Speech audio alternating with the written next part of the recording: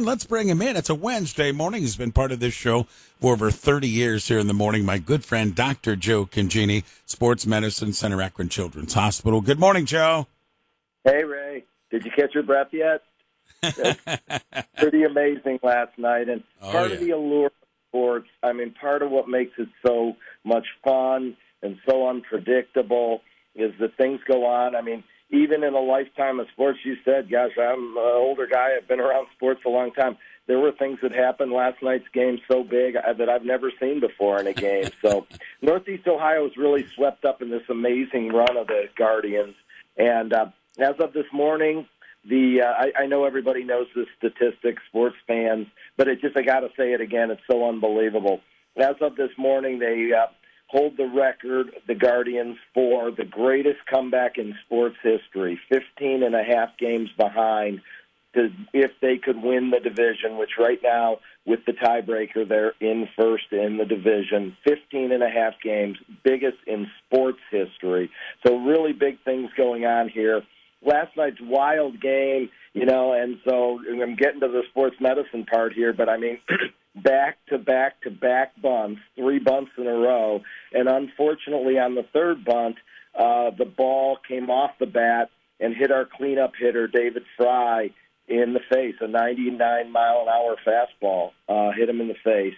And obviously, there was bleeding, and the sports medicine team, as always, at high school, college, everywhere, was on the scene. The athletic trainers were there. They had the cart there. One thing they have that we don't always have in high school at Progressive Field is they had a trauma team even there.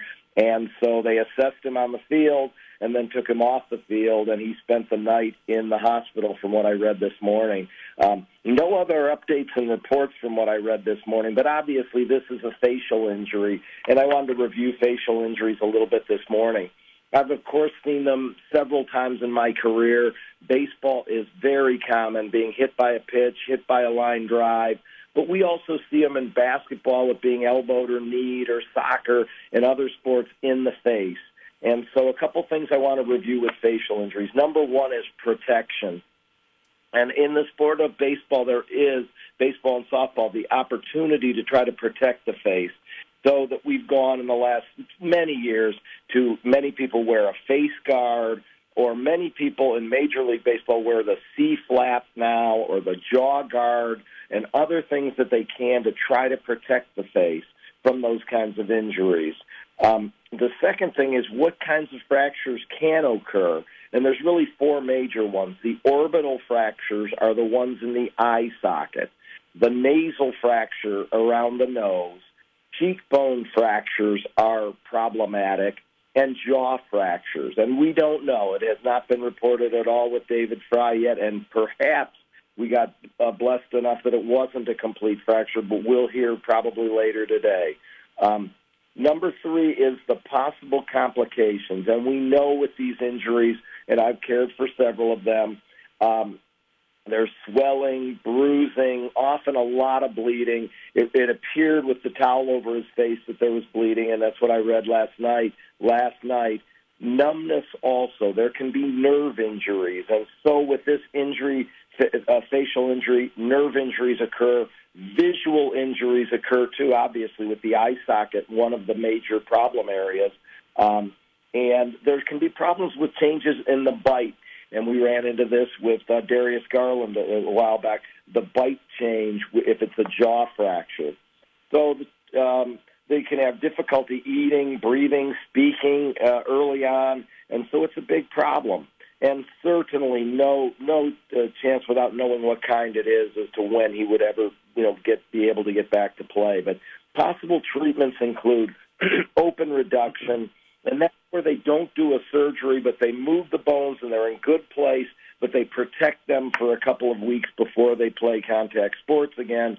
They can, if it's out of place, they can use wiring to put the bones back into place, or even if it's a more significant problem with the offset of the bones, they will use hardware to put the bones back into place, or even bone grafts to put the bones back into place. So the point of the matter is, we'll be hearing more today. It was a wild game, and then with a facial fracture, a scary thing that held everybody's breath for a while. and we'll be hearing more today. But one more statistic that I read this morning as I go through a lot of these articles about this. From the Guardians had less than 1% chance of winning the division, and they've gone to now being the odds-on favorite to win the division in 12 days in September. From less than 1% to odds-on favorite in 12 days.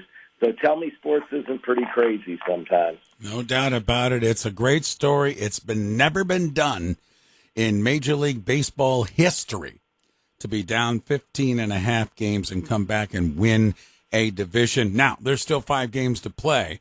But, boy, right now this team has done something that is just terrific, as Joe mentioned. Joe, as always, my friend, thanks for spotlighting on the sports and sports medicine, and we'll do it again next week. Go Guards! Hey, enjoy the run, enjoy all the games, and let's hope the sports medicine people can stay on the sidelines and not have to be involved like last night. I'm with you, Joe. Thank you. Dr. Joe Congini, Sports Medicine Center, Akron Children's Hospital with us.